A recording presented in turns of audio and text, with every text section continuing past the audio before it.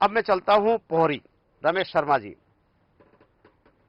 Pohri seat पे क्या लगता है कि इस सीट पर लगता है आपको कि कांग्रेस और भारतीय जनता पार्टी के बीच में जो देखिए, लड़ाई होनी पौरी है? सीट पर अगर हम देखें तो सुरेश धाकड़ जी भाजपा के जो उम्मीदवार हैं और कैलाश कुशवाहा जी कांग्रेस।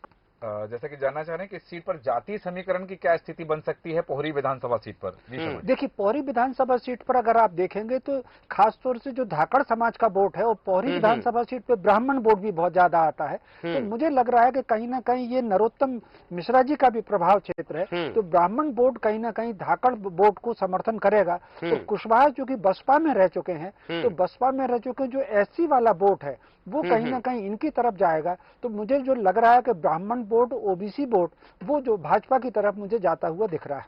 अच्छा, ब्राह्मण वोट और OBC vote Bharatiya Janata party की तरफ जाता हुआ दिखाई दे रहे हैं। अब सूरज पाठक जी, आपका जो सर्वे है वो क्या कह रहा है? देखिए, यहाँ एक बात तो हमें ये तय माननी चाहिए कि पोहरी सीट पर जो जिन्हें कांग्रेस ने प्रत्याशी बनाया है, कैलाश कुशवाहा, ये 2 बार बसपा की सीट पर चुनाव लड़े, बसपा की सीट पर दोनों बार हार गए। कांग्रेस ने उनको मैदान में उतारा है। तो स्वाभाविक बात है कि सुरेश धाकड़ एक 2 बार के हारे हुए प्रत्याशी के सामने चुनाव लड़ रहे हैं। और जैसा कि बताऊं कि सुरेश धाकड़ भारतीय जनता पार्टी की टिकट पर चुनाव लड़े थे 2020 के उपचुनाव और वो जीते थे। और कांग्रेस की टिकट पर 2018 में सुरेश किरार चुनाव लड़े थे, वो उस चुनाव में जीत गए थे। तो यहां स्वाभाविक बात है कि भारतीय जनता पार्टी ने जीते हुए प्रत्याशी को टिकट दिया है और कांग्रेस ने 2 बार के हारे हुए प्रत्याशी को टिकट दिया है। तो जीते हुए प्रत्याशी में उत्साह ज्यादा है। अच्छा, तो ऐसा लगता है। तो अब हम जानते हैं कि पंडित जी का क्या कहना पड़ता है। पंडित जी, आपको क्या लग रहा है कि ये पोहरी सीट से कौन जीत सकता है? देखिए, मेरा मानना है कि कैलाश कुशवाहा इस बार सुरेश धाकड़ साहब के ऊपर भारी पड़ेंगे और मुझे लगता है कि ये सीट भारतीय जनता पार्टी से निकलकर कांग्रेस की झोली में जा रही है।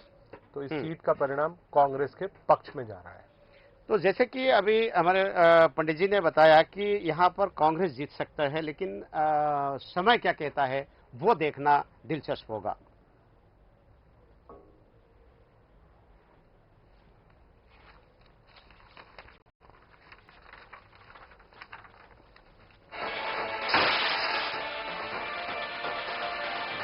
पंजापुर में उत्साह